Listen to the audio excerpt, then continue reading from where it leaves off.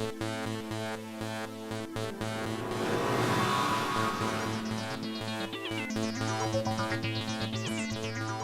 right, when I was asked to moderate the panel, this was more of the discussion about advanced advertising. I thought it would be simple. I'm in the OTT space, and I suddenly realized that there's multiple sides to this camp that's very important. So I want to have everybody introduce themselves. But there's two major areas where advertising is really showing its face in this world.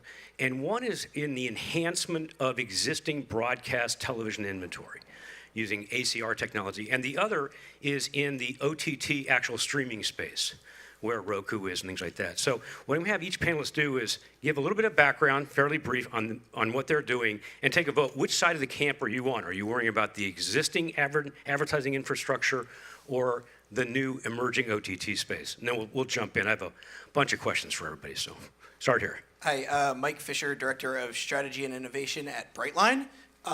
In the past, we have been focused on the linear space, but in the last year or so, we've made the pivot to focus solely on the connected OTT space. We are working with leading publishers, app developers, content owners to enable rich media interactivity inside of connected TV apps on any platform.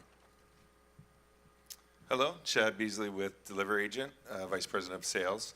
For 10 years now, Delivery Agent has played on the network side, our network partners, so we definitely play on that side, but over the last 3 years with the advancements of Shop TV and our ACR tech, we play on the other side as well, so both. Both. Scott Rosenberg, I lead Roku's ad business. And I run our New York office, our small New York office. There's two parts to our ad business. One is helping partners' apps on our platform succeed, driving traffic effectively for them. And the other part of the business that we work on in the ad business is helping traditional brands find ways of reaching connected TV viewers. So my name is Andy Addis, and I am the EVP of Business Development at a company called InSequence. And our primary focus is on making national linear cable network ad inventory both actionable and measurable, and via a set of interactive ad products. And we're in the process of building out the ecosystem to enable that. So we've got commitments or near commitments from roughly 25 million households that we will be able to turn up in the first quarter of next year. We expect that to double in the second quarter. And then we're working very closely in conjunction with a number of networks, and we'll probably have half a dozen in the first quarter, and that'll double or triple by the time we get to mid-year. So again, it's smart TVs is an important part of our strategy because we're working with both MVPDs and smart TVs. And in fact, we've been in market for about 9 months on the Samsung platform and have deployed over 100 campaigns of interactive campaigns, and the results have been pretty staggering. So we're excited about the momentum. My name is Ann Shelley. I'm Managing Director of Pearl. Pearl is a partnership of broadcast companies with a shared interest in exploring new opportunities in the broadcast space. We were formed in 2010. The companies included in Pearl are Hearst, Gannett, Meredith, Scripps, I might miss some here, Cox, Raycom, Graham Media Holdings, Schurz. These companies represent approximately 70% of U.S. households and book about $4 billion in ad revenues. Areas that we're focused on in terms of future platforms include media and wireless. We initially invested in a mobile TV service. We've also invested in a social TV platform, Connect TV, now called Meme TV. And we're currently working on future TV platforms, something called 3.0 that's coming, which is an IP-based television platform, and also smart TVs, ACR infrastructure, looking at the ability to enable interactive on a live local broadcast as well as addressable advertising. So, Ann, I'm going to start with you because you told me a lot more about what Pearl was chartered, and thank you for that introduction. That solves half my problem with helping people understand what it is. But most of it was technology and platform aimed at, especially the ACR side, where you're trying to help the local stations figure out how they play in enhanced advertising in their local broadcast avails. Is that where Is that where the ad role is right now? I think that's part of it. We're looking at new future platforms. So we recognize smart TVs were a connected device, and the new capability inside these TVs, they're not in all of them, they're starting to be more ubiquitous. The automatic content recognition presented a new opportunity for broadcasters that's off set-top box. That's the ability to have the content be recognized. We were involved in several trials over the last year and a half, one with LG that we announced in Cognitive this past year, and we're also involved in a trial right now with Gracenote and Sony. So what we're trying to understand is the feasibility of enabling this with smart TVs for live broadcasting for local stations, and we're pleased with the results we're seeing.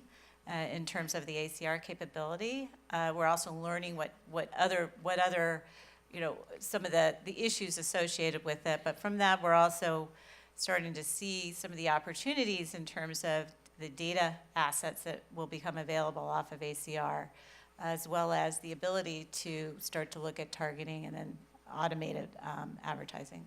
Yeah, by the way, I forgot to ask the panelists, the advertising industry is chock full of three-letter acronyms and the rest. So ACR is? Automatic content recognition. All right, if we use an acronym and try to, put a joiner on it. Now, Andy, most of the in-sequence people came out of a lot of the cable world, eBIF and all that world, and now it's more the wild, woolly west of what's going on here. Right. How is it different? Because, over there you had CTAM, you had SCTE, building more standards and the rest. Acronym, very good. Society of Communication. You don't know it, do you? God. Society of Communications and Telecom Engineers? Thank you. I can't see you, but I thank you. And eBIF is, I don't remember eBIF, thank God. Thank you I very love much. it, a voice from the cloud. Saved me. Go ahead, Andy. We have a fair dose of cable people in the company now. The reality is, though, the company's been around for 12 years. Yeah. And over that time span, we've implemented interactive experiences, both in-show and in-ad, across virtually every MVPD platform out there. So, part of kind of what we bring to the market is that we know pretty intimately the interactive interactive platform on, say, a Comcast, a Dish, a DirecTV, a Verizon, et cetera. And then we're also working very closely with all of the smart TV makers and their associated ACR vendors. So we can kind of abstract all of that. So we can then enable national ads to be made interactive on a significant footprint of consumer households by virtue of the fact that, again, we make it work on each one of those discrete and different platforms. So, a lot of, eBIF is a key part of it, but really understanding all those other platforms and being able to turn all those up is really the key to enabling scale, which is what advertisers are looking for. So, Scott, you're working in an ad network on Roku, I said it wrong, an ad platform, the Roku ad platform, and you said you help people with their advertising, but you've also started building more of a participation on Roku's part in some of the ad functionality. How does that, you work with the Amex project here that they did. What's the services that a platform has to provide? I mean, because right now it's kind of fragmented, whether you're on this kind of world or the enhancement world. How does Roku play a role? Yeah, sure. Like a lot of OTT platforms, Roku had its start around subscription and transactional services, Netflix, Amazon, Hulu. And as the platform's grown up, as the user base of connected TV, OTT platforms has grown, usage has started to converge more back on a mainstream TV profile. We're no longer solely about subscription and transactional services. Ad-supported services are becoming increasingly important. They're growing faster than our already fast underlying growth.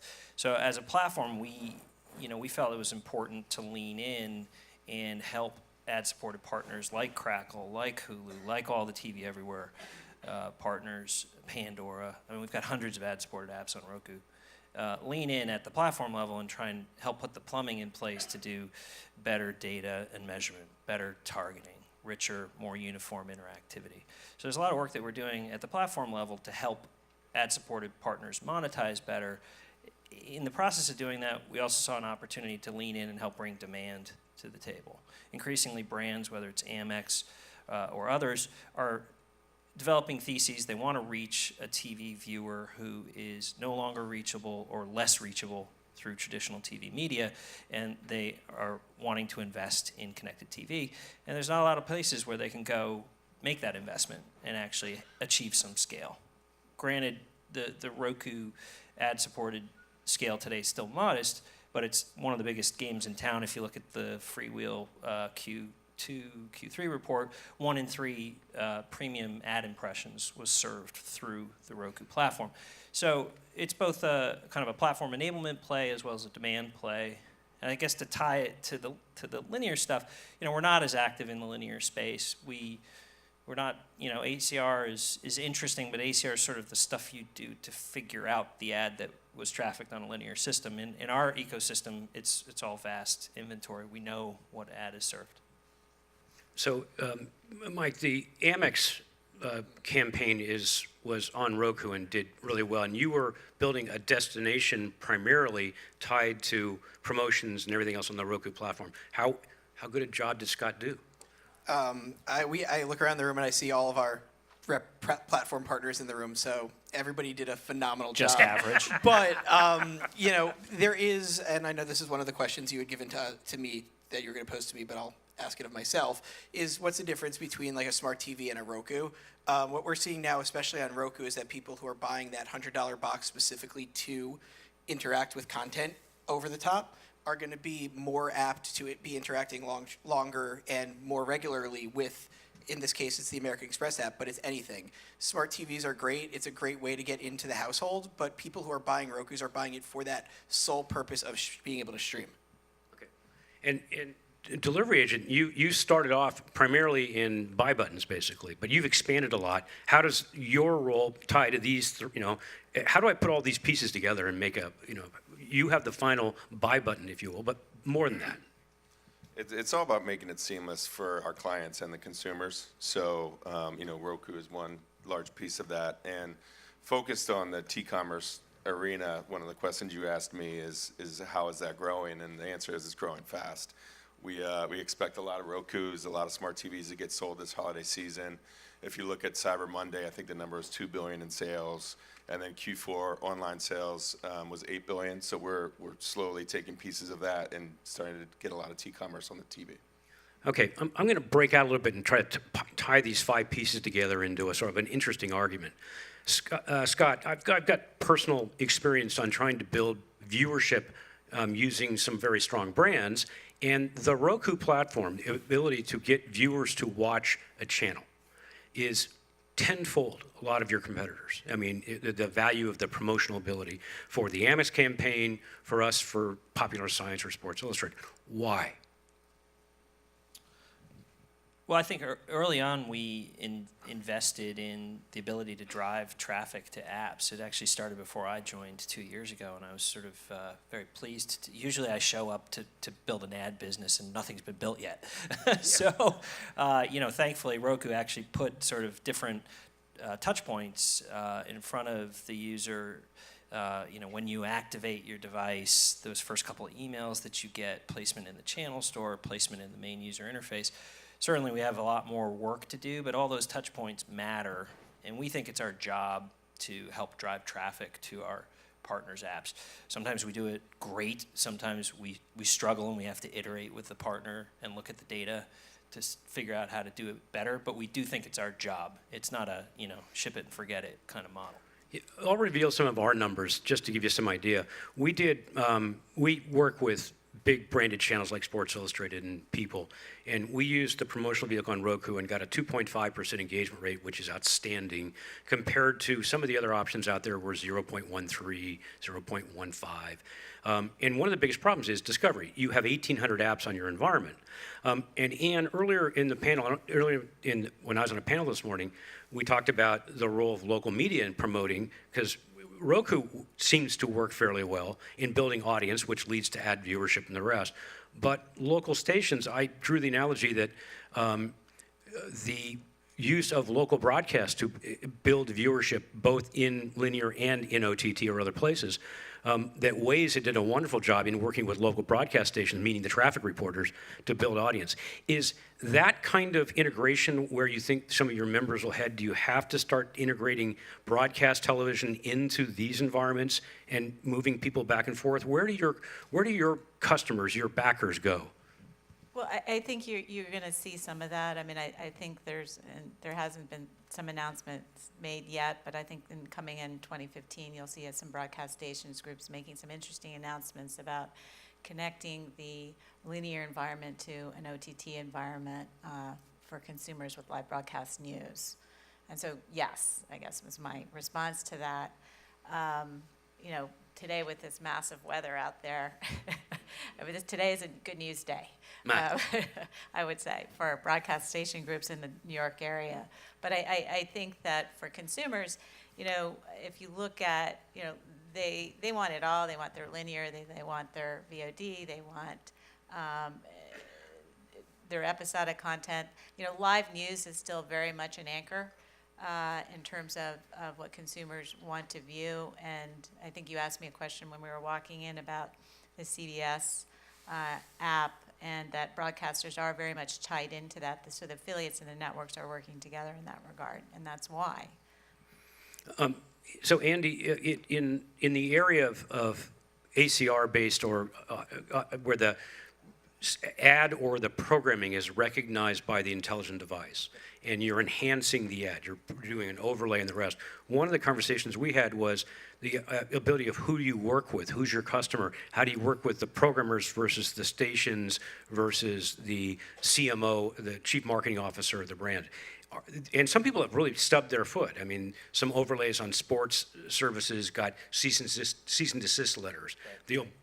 The old TiVo. How do you build this? I mean, because right now, building scale is the #1 job. Right. So, the model that we've adopted and has gotten a lot of traction is one that's very collaborative. And when we effectively partner with a distributor, we partner with a content provider, we actually then go out and sell the interactive inventory, not the 30-second spots, but the interactive overlay, and then we share that revenue back with the distributor and back with the programmer. So it's all, we're all kind of in this together. It's all about, creating value that's, and really for, from a distributor perspective, as an example, it's, a cable company, satellite company can monetize, national inventory that's running on Discovery when historically they've never been able to do that. They've had a couple minutes an hour that they can monetize, but they can never monetize the other 16 minutes, right? So that's why, we've gotten a lot of traction and there's a lot of enthusiasm for the approach that we've taken. And,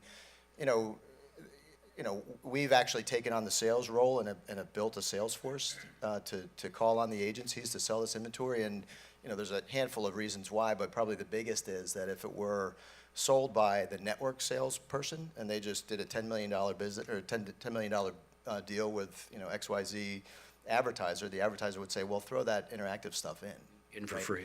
By virtue of us selling it, we can't do that, and we're selling it on the merits of the value that's created. So we're already in the position where we're building the e-commerce and t-commerce experiences for a network like Discovery.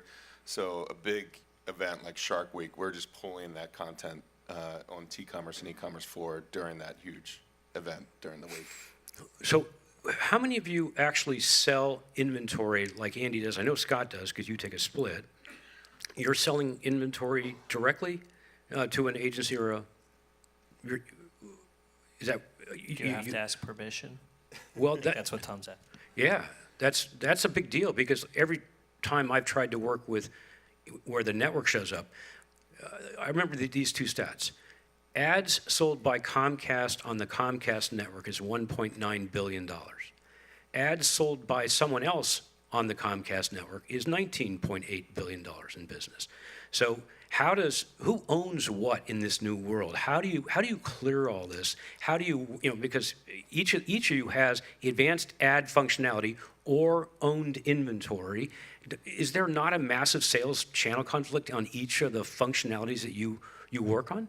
I think from Brightline's perspective on this is, and this is where I think we differ from InSequence in the way you guys are out selling inventory as a partnership.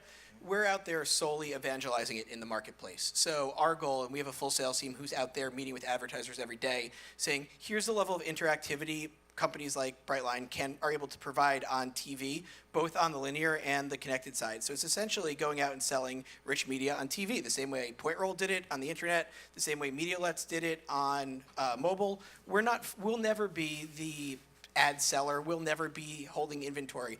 It's up for our clients to then go to each of the platforms that are Brightline enabled and go out and make the media by themselves. And then we have a relationship with the platform on that end to essentially allow them to be able to go out and sell it.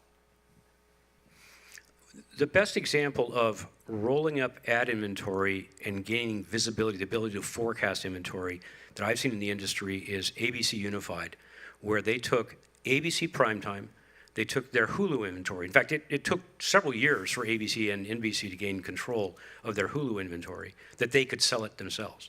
And their ABC.com, or in the case of NBC, their NBC.com, and rolled it up as a unified buy that could be sold in the upfronts. Each of these areas have fragmentation or differentiation. And some of you sell, but some of you work with the networks to sell. And in local stations, they get, 4 ad units roughly an hour, much akin to the way a cable company gets, right? So how do you see the local station participating, the vendors participating, the networks? I mean, is this Mel Brooks and the producers? I mean, I use that analogy all the time. If you've seen the movie, you get it. But go ahead. You probably heard that the broadcast industry is starting to look at developing an automated sales effort, and I think you're going to see more of that. Also, we probably have noticed that the broadcast industry is more consolidated than it's ever been in terms of larger, bigger players, making that, I think, more easier to get done. So there's a lot of testing going on right now to see what makes sense on the sales side. I guess this is a bad pun, but stay tuned. I think you'll see some announcements about some testing around that where broadcast station groups will come together to do some things that are interesting. Go ahead. Yeah, I mean, I do think that's the biggest hurdle facing everybody on stage right now, and probably everybody in the audience, is that if you're a network salesperson and you have, you're going to sell what's easiest. And right now, whether or not you're selling linear, whether or not you're selling over the top or TV everywhere, the easiest thing right now to sell is going to be simple video. Right. So we all have our own methods. Everybody here, I'm sure we struggle with this daily, of how do you get those network ad salespeople to realize the importance of this and spend the time that it's going to take to educate the buyer, the media buyers and the agencies and the advertisers to why they need to be doing something more, whether or not that's interactive, if it's addressable, if it's programmatic. Right now, we just need to make sure that all the networks are realizing the importance of selling something other than that 30-second spot, because we need them to continue to compete so that all the money doesn't go to digital. Scott, is most of the inventory that your platform, is it pre-rolls, is it interstitials, is it display? What's the inventory look like? Oh, it depends on the partner, but it's everything. It's mid-rolls, pre-rolls, yeah. I was trying to get Jeff Minsky from OMD to come on the panel and talk about it from a buyer's perspective. But isn't the biggest problem is that there's so many different just display formats, let alone transactional formats versus showcases versus overlays and the rest, is that how does anybody that's trying to sell this, there's too many arrows in the quiver after a while, and yet each one has a standardization across platform problem. So we've got ACR overlays, and Andy, you told me there was several different ACR, different variables you have to work with, and you had the same problem. That you got cognitive, you got this guy. Everybody has, each of the CE vendors has their own ACR approach. Right. So everybody's struggling for standardization in their respective areas. Isn't that what keeps you up at night? I mean, again, kind of, our history is such that we've got experience with all these platforms, so we can actually make interactive ad products work across all these different platforms, and we abstract that. The advertiser doesn't have to worry about it, the network doesn't have to worry about it, and then we work individually with each distributor. In terms of the sales conflict, again, we're not selling the 30-second ad inventory, we're just selling the interactive overlay. And, as was mentioned previously, the reality is the network ad sales guys and gals have, big numbers that they're chasing after, and this is a complex sale, and they don't have the time or energy for it, in which case the networks are happy to have us follow their salespeople after they close a deal, and then essentially sell an activation upgrade or an interactive upgrade to that campaign. And we're getting We love good telly traction as from much as the you. agencies, at the But end with of the over day, 200 great advertisers channels invest available in on FreeSat. TV inventory because they're trying to move units, either service units or boxes or whatever the case might be. And if you can enable a consumer to respond right then and there when they're at their peak interest because they saw something in that ad that really caught their attention, that's valuable to an advertiser, to a marketer. And, again, we're getting good traction. I was just saying, I think that the ecosystems, the cable ecosystem and our ecosystem face very different problems. Certainly we have work to do to enable more ad capabilities, but we have every ad server, every DSP, every ad exchange active on our platform today, whether they know it or not, because it's a vast 2.0 platform. We're working with interactive vendors like Brightline, like Innovid, to enable them to deploy their ad units. It's much more of an open ecosystem than what exists in the cable landscape today. And I think the biggest handicap that we see in advanced TV in the cable ecosystem is that final moment when the ad is selected is not open market, not even remotely open market. You can't ad serve a single impression. And until, there's a lot of interesting work going on. Tube Mobile announcing their programmatic TV initiative. There's a lot of interesting stuff going on in the market, but until the cable ecosystem opens up that last inch and allows that impression to hit, one of N ad servers out on an IP infrastructure, that the fungibility, the ability to monetize that impression is going to be limited in a way that doesn't have a direct corollary for us. Scott and I work together on a company called Black Arrow, which is part of a three-legged stool with Black Arrow, Freewheel, and Canoe, working in the cable VOD area to do what's becoming known as the DAI, Dynamic Ad Insertion Marketplace. And it's growing by leaps and bounds and doing very well. But in many ways, that world brought to this environment is much more Wild West, is what you're saying, basically. Yeah, I mean, the online ad world doesn't say DAI because it's all DAI. It's the way the whole ecosystem works, right? We had to invent a term in the cable landscape to say we have this idea, and every impression is going to hit an ad server, right? And I think until the cable plant gets to that capability, we're going to see ad sales teams struggle to sell it. We're going to see standardization issues. I think the opportunity is huge, and I think we're getting there. But I think that it is a standards problem.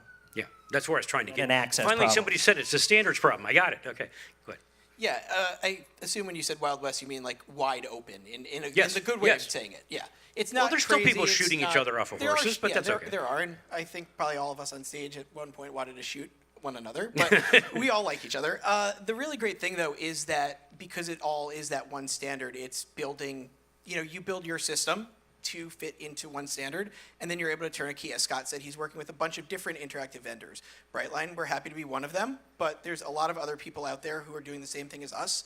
A lot of people on stage are doing the same thing as us. And the really great thing for everybody in this room, and the reason why we and me personally are so excited by what this means for everybody, is that we can do all this great stuff that everybody's doing on the web, everybody's doing on mobile, and still hit it on that TV screen, no matter how it's being delivered. So ACR, it opens the door to do it on the legacy side. Same way connected TV opens the door to do it on the OTT side. Who's your buyer? I had one buyer from a large television media agency said, I want to take 10% of my television budget, pull it out of television, and put it into television. But your television, directly measurable, targeted, dynamic, all the attributes of what you all do. Who do you sell to? Talk about Wild Wild West. It's everyone. It's traditional agencies, it's client direct, it's digital agencies, it's even creative agencies. When we're messing with their 30-second spot, the producers of that spot want some input into what the overlay is and what the execution is. So it's really Wild Wild West. Andy, where do you sell?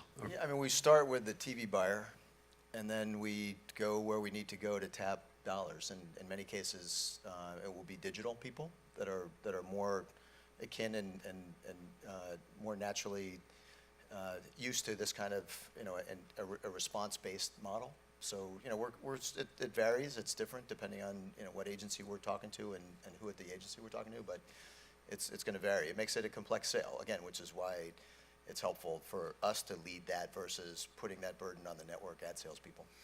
And the highest CPMs in the television industry are actually at the local station level. 40% of local station revenues typically come out of like car dealers and things like that. So they really target in their DMA. It's very effective. Is that world ready to work with the four gentlemen to your right? I would say not right now, no. Fair. To be honest. I think that, TV still delivers outside value in terms of affecting intended behavior in consumers. And there's nothing better than television for that. I think, though, that I think TV is just going to get better in terms of its ability to measure, which means providing the TV planners and buyers better optimization. And those are the kinds of things that Pearl is working on and looking at. And I think you're going to see more of that. But I do think that you won't see the premium content going in that direction of just going out into that open market like that for various and many reasons. But I do think there's opportunities out there to prove the value of television. I think you're seeing some of that movement, as you said, to the newer TV environment, and I think you might see a swing back as traditional television and linear television starts to bring in automation and measurement. One of the interesting attributes that came out of dynamic ad insertion and these dynamic ad systems like Black Arrow and Freewheel and the rest in the cable side was an aspiration by the local MSO sales forces like Spotlight to move out of just being regional, but to become national or local or zoned or whatever. And so this, national ads versus local ads broke down, and it's breaking down right in front of us. Is that where local stations also head? That they can now, with these dynamic ad systems, start rolling up regional buys? Is there going to be an NCC for local stations? NCC, National Cable Cooperative, is that right? Come on, voice. All right, go ahead. Who's the voice from the crowd? Yeah. Again, back to what I commented on, these are opportunities. They could be opportunities or threats that are coming the broadcaster's way. We're looking at them. We're seeking out where the opportunities are. I think you can see more of that type of consolidation where it makes sense.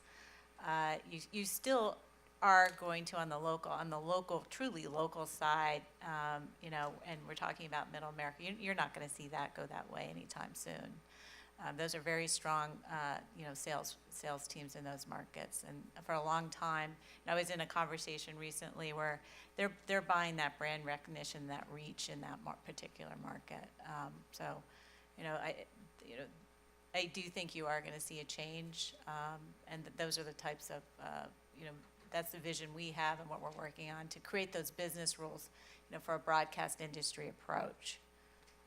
One of the comments I just wanted to make back to the ACR where you're talking about the fragmentation, these are pretty early days. I mean, ACR has only been around for a couple of years. I know companies, become worth $19 billion in like a year and a half these days. But it's in terms of, if you look at technology, I was thinking about it the other day because I'm from the wireless industry. We talked about data. Data capability was there for 15 years. It only really took off when the smartphones came out.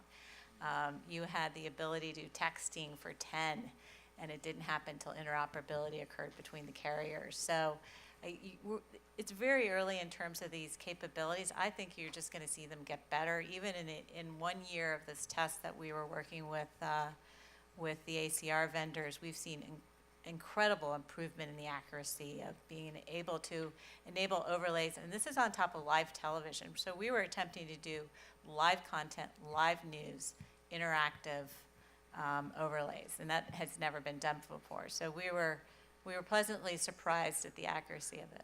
Yeah, pick the easiest use case first, right? Right. Yeah. Well, that's what we do best is live news, right? So Andy, out of the cable world, I once proposed taking some programming that was over the top and putting it inside the paywall. And the person I was talking to was the head of ad sales of an MVPD. And he said, "Don't you dare." And I said, "Why?" And he said, "Because you represent sales opportunity for me outside the paywall, and 17% of my customer base is an IP-based customer that's not necessarily inside the paywall, and I want to get to them." Do you see what you're doing, whether it's on the cable side or the OTT side, is breaking through, from the ad standpoint, whether it's a pay service that has ads or is a free service that doesn't have pay? You're trying to roll up across all of these environments, your functionality and the rest. How important is it to be part of TV? I mean, TV Everywhere follows some very specific extensions of the way the TV stuff has worked. Right. This world doesn't at all. It's again, how do you cross over? How do you help that work? Well, I mean, people have been trying to do interactive TV advertising for probably 20 years, maybe, right? So it's complicated. Some of us were young when we started, yeah. It's complicated, right? So, our ambition, we're starting, we want to crawl, walk, run. So we're starting with national cable networks, right? It, represents 50% of viewing. It's, it's on the big screen TV. But, the technology and the infrastructure underneath that to enable an interactive overlay to be displayed on an ad in a linear environment is similar, can be modified to do the same for, ads that are sold in the context of over-the-top inventory or programming, right? So, we want to migrate from national cable to national broadcast and all the while keep an eye on over-the-top content sources, and because, a lot of the recognition comes right at the device or at the point of distribution, so we're pretty flexible. As long as we're in that path, we can then invoke an application or an ad product and put it on that content. It's almost regardless of what the ultimate source is. We're just starting with national cable because, again, it's a crawl, walk, run. And, we want to be running as fast or as soon as we can, but we want to make sure we do it the right way. Scott, in your world, the connected TV exchanges, Yumi, Trimmer, Live Rail, people like that, are acting as an easy way to clear inventory for a lot of people that don't have a direct sales force. The numbers, especially in the connected TV world, that exchanges that you participate in or have access to, the CPMs are quite good. I mean, in fact, quite frankly, they're far better than the display world. We're seeing scatter at $25 CPMs and up in there. But now comes, I noticed that like Videology is here and some of the buy-side world. Do you see the players you work with having to clear and work with intermediaries like the exchanges, or does that eventually move into direct agency tie-ins? Is that where your ad platform heads, or you're sort of Swiss wearing lederhosen? You don't really care.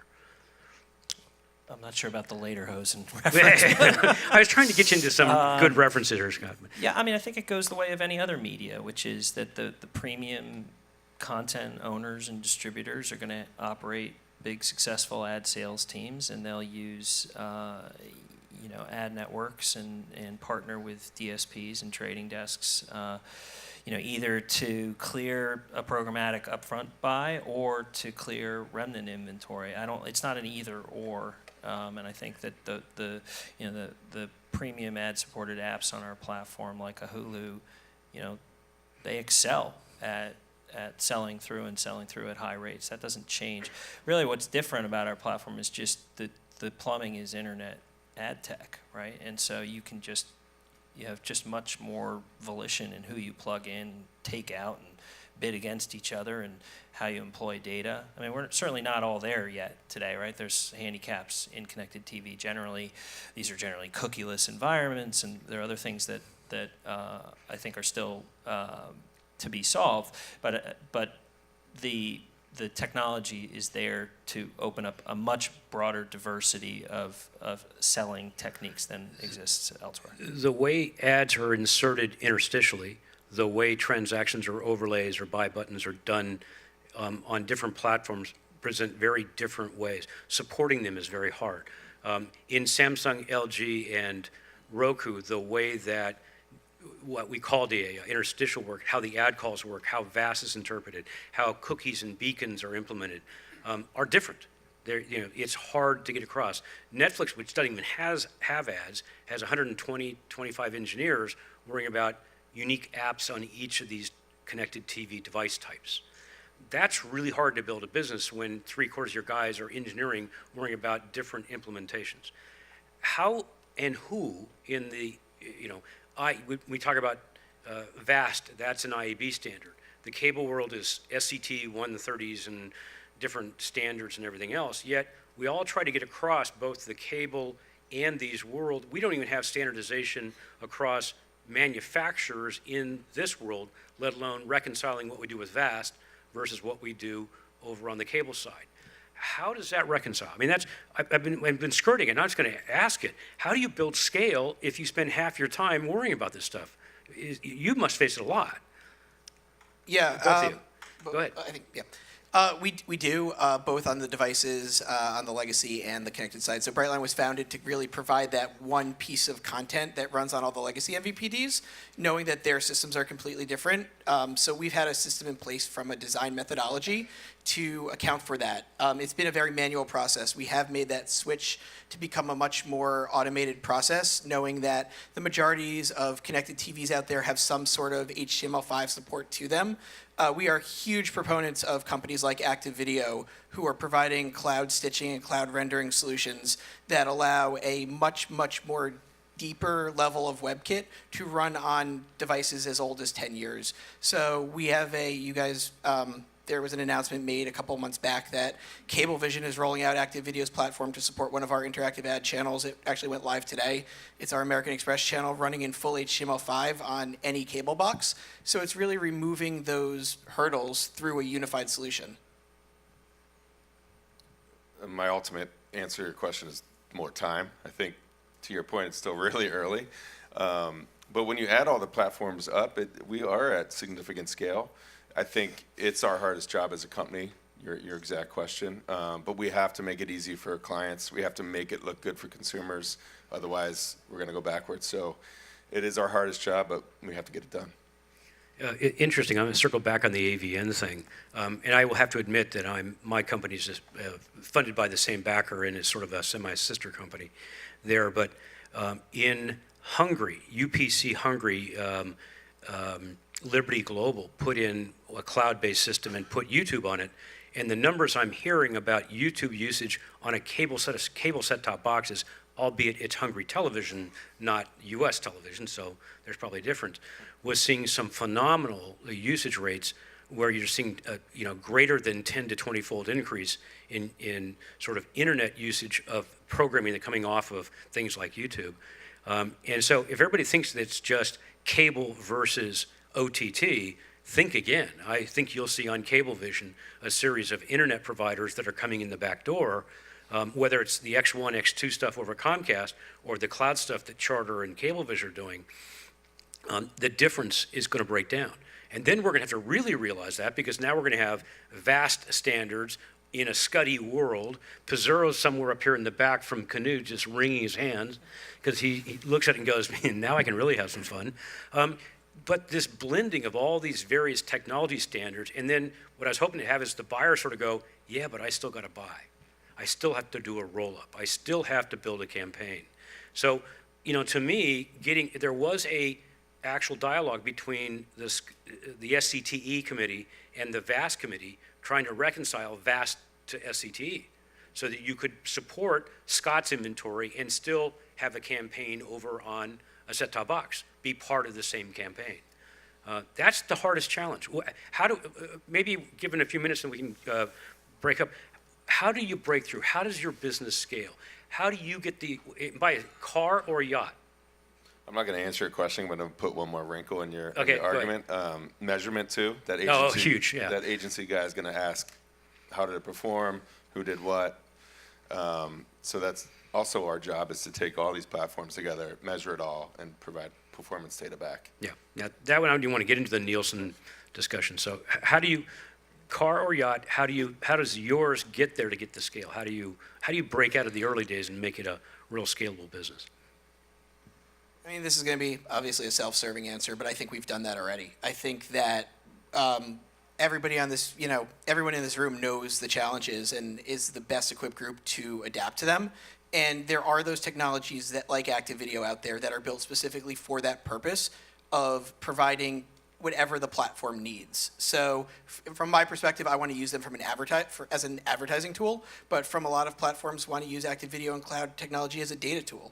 The thing that frustrates me and my company the most when we're at these things are people who say we're still in the test and learn phase. We've been saying that for 20 years now. We're not. Everybody on this panel has run massive amount of advanced advertising via our different channels, and we know what works and we know what doesn't. Yeah, I would just say that again, scale has historically what's held it back. A lot of this, certainly interactive advertising.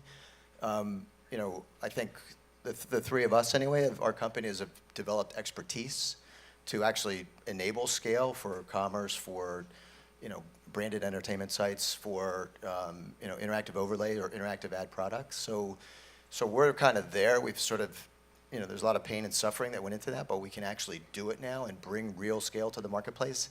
As the operators, the MVPDs become more IP-based, that it's going to get easier and easier and easier as more web technologies come into play that can be leveraged. But, in the meantime, we think we can build a valuable business in the meantime and again, grow it over time, particularly as it gets easier and easier.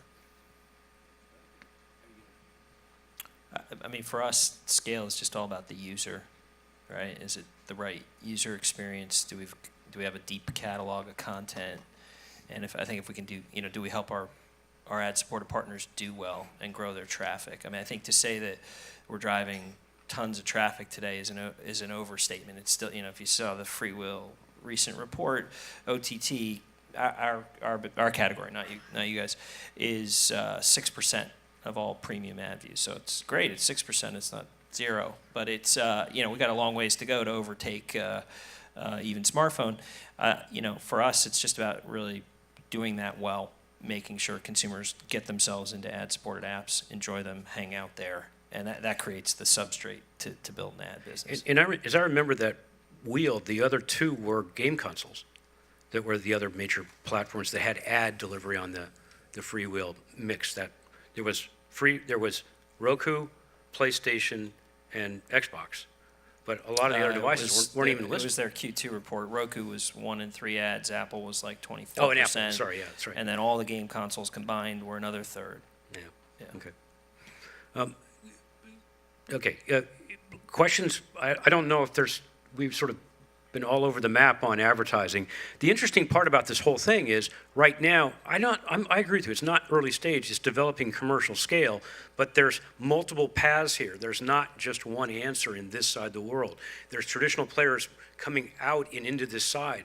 The blending, we're being asked to move our programming with dynamic ads into multiple environments, and those environments, whether it's through H5, whether it's through local stations engaging, whether it's crossing over between paywalls and outside in the OTT side, it's all sort of blurring.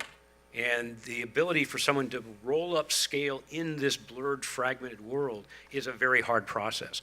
And what I wanted to try to convey is this is what the best of the best are dealing with right now. And if you think it's really easy to go jump in, just reach out to these people afterwards and start talking a bit. It takes a lot of work, and it is Wild West. And you're starting to see the commercialization scale up. It's very encouraging, but it's probably not what we thought 10 years ago. I also just want to say that there are parties who are driving significant scale today, like a Hulu or a YouTube, right? Peter Naylor and I did a panel together at Adweek, and he said half his usage comes off a connected TV, and you can go dig around and find out what kind of ad business they're running. YouTube is doing exceptionally well, so these guys are moving hundreds and hundreds of millions of dollars today. Yeah, there's four, in our world of connected TV, YouTube is not the 900-pound gorilla. Netflix is, and Hulu Plus, and those kinds of things. So it's a very different world that we live in. So I think we're just about out of time. Unless there's a question or anything from the field, I'm going to wrap up and say thank you. It's very engaging, and more to follow. So thanks very much.